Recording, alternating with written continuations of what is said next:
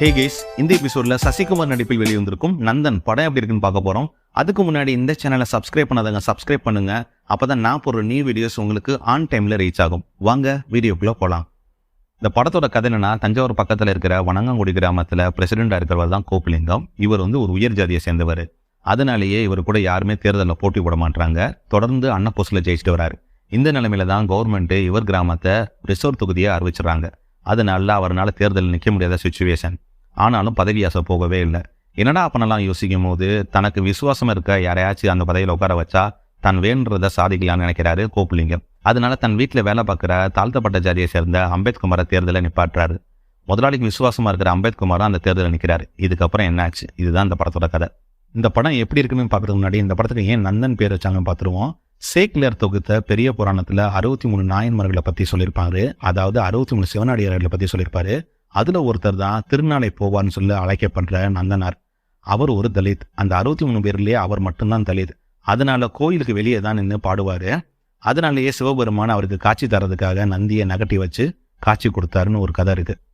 இந்த நந்தனாருடைய மிச்ச கதையை நான் கடைசியில சொல்றேன். அவர் நினைவாக தான் இந்த படத்துக்கு நந்தன் பேர் வச்சிருக்காங்க. பேர் வச்சதுக்காகவே நந்தன் ஒரு கேரக்டர் படத்துல காட்டுறாங்க. அவர் ஜனநாயக முறைப்படி தான் தேர்தலை வச்சு பிரசிடென்ட்டை தேர்ந்தெடுக்கணும் போராடுறாரு. போராடுற 2 சீன்லயே அவர் கதையை முடிச்சிடுறாங்க. டைரக்டர் இரா சரவணன் கையில் எடுத்த சப்ஜெக்ட் இது வரைக்கும் யாருமே தொடாத சப்ஜெக்ட். ஆமாங்க, கவர்மெண்ட் என்னதான் ஒதுக்கப்பட்டவங்களுக்கு ரிசர்வ் தொகுதின்னு ஒதுக்கி அதில் பிரசிடென்ட்டை தேர்ந்தெடுத்தாலும் அவங்களுக்கு என்ன மரியாதை அந்த சமூகத்தை கொடுக்குறாங்க, அவங்க என்ன மாதிரி அவமானங்கள்லாம் படுறாங்கன்னு சொல்லிட்டு ஆதாரத்தோட தான் சொல்லியிருக்காரு டைரக்டர். அதுக்காகவே அவரை பாராட்டணும். வசனங்களும் சில இடத்துல நல்லா தான் இருந்துச்சு. எக்ஸாம்பிளுக்கு போதுன்ற மனசு தான் வசதி, வேணுன்ற மனசு தான் வறுமைன்னு எங்கள் அப்பா சொல்லி வளர்த்தாருன்னு ஒரு டைலாக் வரும். அந்த டைலாக் தான் சூப்பராக இருந்துச்சு. கதையில கான்சென்ட்ரேட் பண்ண டைரக்டர் திரைக்கதையில கோட்டை விட்டாருன்னு தான் சொல்லணும். ஆமாங்க, அவர் எந்த கேரக்டருமே ஸ்ட்ராங்காக எழுதவே இல்லை. அதனால ஆடியன்ஸுக்கு ஒரு எமோஷனல் கனெக்ட் ஆகவே இல்லை. ஏதோ செய்தித்தாளில் துணுக்கு செய்திகளை படிக்கிற மாதிரி தான் ஒரு ஃபீல் இருந்தது.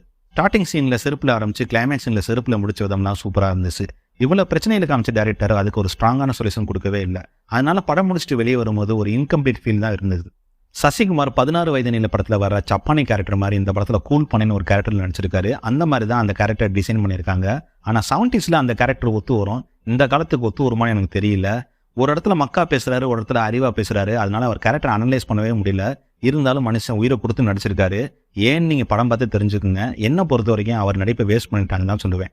சசிகுமாருக்கு அடுத்து சொல்லணும்னா பாலாஜி சக்திவேல் ஆக்டிங் சொல்லணும். நமக்கே வெறுப்பு வர மாதிரி நடிச்சிருக்காரு. ஆனா இவர் கேரக்டருக்கு ஒரு ப்ராப்பரான எண்டிங் கொடுக்கவே இல்லை. சுருதி பெரியசாமி அவங்களுக்கு கொடுத்த கேரக்டர் நல்லாவே பண்ணியிருந்தாங்க. சமுத்திரக்கண்ணி வழக்கம் போல நல்லவராகவே வராரு. ஆஸ் யூசுவலா அவருக்கு கொடுத்த கேரக்டர் நல்லாவே நடிச்சிருக்காரு. கிளர்க் கேரக்டர் நடிச்ச கட்டரும்பு ஸ்டாலினோட நடிப்பு கவனிக்க வைக்குது. ஜிப்ரானோட மியூசிக்ல எக்கி பாக்குறேன் பாட்டு நல்லா இருந்துச்சு. அவரோட பேக்ரவுண்ட் ஸ்கோரும் ஒரு சில இடத்துல நல்லா இருந்துச்சு. பெருசா சொல்லிக்கிற அளவுக்கு இல்லை.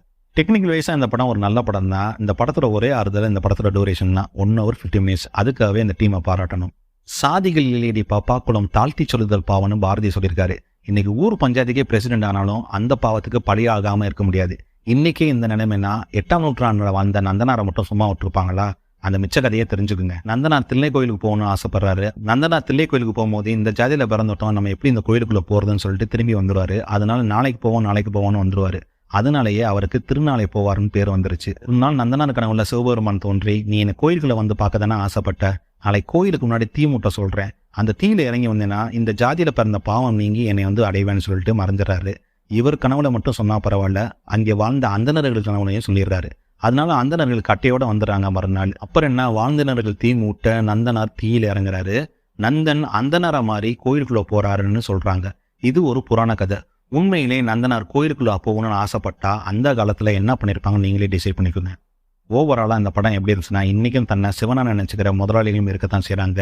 அவங்களுக்கு அடிமையா வேலை பார்க்குற நந்தனார்களும் இருக்கத்தான் செய்யறாங்க. என்னத்தான் சொல்ல, இன்னுமா ஜாதி பார்க்கறாங்க கேட்கறவங்களுக்கு படத்தோட ஆரம்பத்துல டிஸ்கிளைமர் போட்டுக்கிறாரு டைரக்டர். அப்படி சொல்றவங்கள கையில பிடிச்சி நேரில் போய் காட்டுறேன்னு சொல்லியிருக்காரு. படத்தோட எண்டிங்ல காட்டவும் செஞ்சிருக்காரு. டைரக்டர் கையில எடுத்த சப்ஜெக்ட் நல்ல சப்ஜெக்ட் தான். திரைக்கதையில மட்டும் இன்னும் கொஞ்சம் கான்சென்ட்ரேட் பண்ணியிருந்தாங்கன்னா இந்த படம் சூப்பர் படமா வந்திருக்கும். இந்த படத்துக்கு UA சர்டிஃபிகேட் கொடுத்துருக்காங்க. இந்த படத்தை தாராளமாக ஒரு தடவை பார்க்கலாம். இந்த படத்துக்கு நான் தர ரேட்டிங் 3 out of 5. இந்த வீடியோ பிடிச்சிருந்துச்சுன்னா லைக் பண்ணுங்க, ஷேர் பண்ணுங்க, உங்கள் கருத்துக்களை கமெண்ட் செக்ஷனில் பதிவு பண்ணுங்க. இந்த சேனலை சப்ஸ்கிரைப் பண்ணாதவங்க சப்ஸ்கிரைப் பண்ணுங்க. மீண்டும் அடுத்த வீடியோவில் சந்திப்போம். நான் உங்கள் கான்காட். நீங்கள் பார்த்து ரசித்தது சினிமா வித் கான்காட்.